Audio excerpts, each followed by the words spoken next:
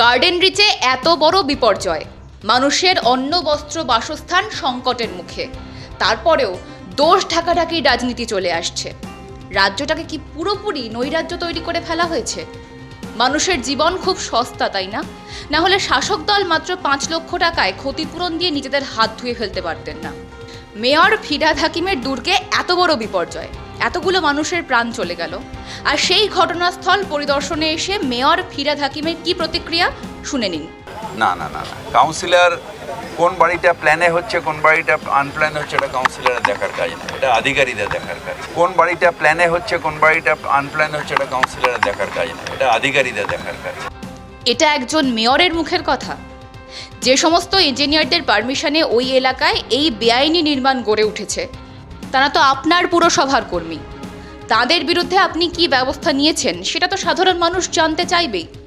আর তাছাড়া সেই এলাকায় থাকা মানুষজন, সাধারণ মানুষজন, আপনার এলাকার মানুষজন ওই এলাকায় এই মুহূর্তে থেকে তারা কতটা সুরক্ষিত, সেই প্রশ্ন তো আপনার বিরুদ্ধে তুলতেই হচ্ছে। কলকাতা পুরসভার রেকর্ড বলছে ওই গার্ডেন রিচ এলাকাতে 70-এর ওপর বেআইনি নির্মাণের তথ্য রয়েছে।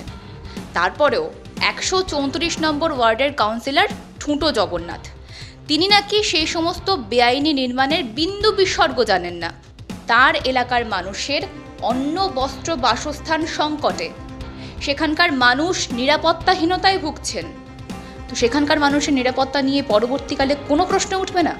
না না না না কাউন্সিলর কোন বাড়িটা প্ল্যানে হচ্ছে কোন বাড়িটা আনপ্ল্যান হচ্ছে এটা কাউন্সিলরের দেখার কাজ না, এটা আধিকারিকদের দেখার কাজ। ইঞ্জিনিয়াররা তো পুরসভারই কর্মী, পুরসভার কর্মীরা দায়ী নন, দায়ী ইঞ্জিনিয়াররা। তাহলে সেই ইঞ্জিনিয়ারদের বিরুদ্ধে কি ব্যবস্থা নিয়েছেন?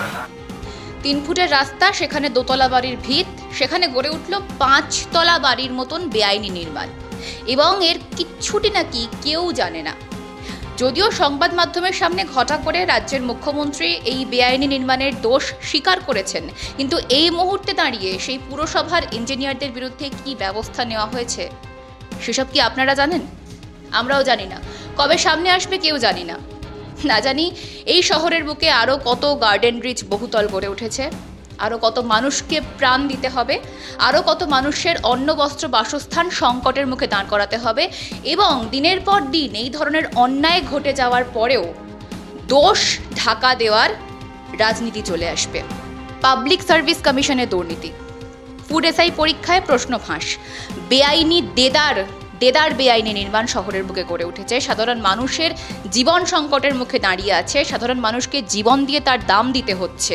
এই সমস্ত ঘটনা কতবার রিপিটেশন হবে এই শহরের বুকে আমরা সত্যিই জানি না, এবং বারবার শুধুমাত্র ব্যবস্থা নেওয়ার প্রতিশ্রুতি চলে আসছে। ব্যবস্থা সত্যি নেওয়া হচ্ছে কিনা তার কোনো রকম প্রমাণ আমাদের সামনে তুলে ধরা হচ্ছে না। আর মানুষের বেঁচে থাকার অন্যতম রসদ হচ্ছে অন্ন বস্ত্র বাসস্থান, আর সেই অন্ন বস্ত্র বাসস্থান যখন সংকটের মুখে, তখন বিজনেস প্রাইম নিউজ তা নিয়ে কথা বলবেই। দেখতে থাকুন বিজনেস প্রাইম নিউজ, জীবন হোক অর্থবহ।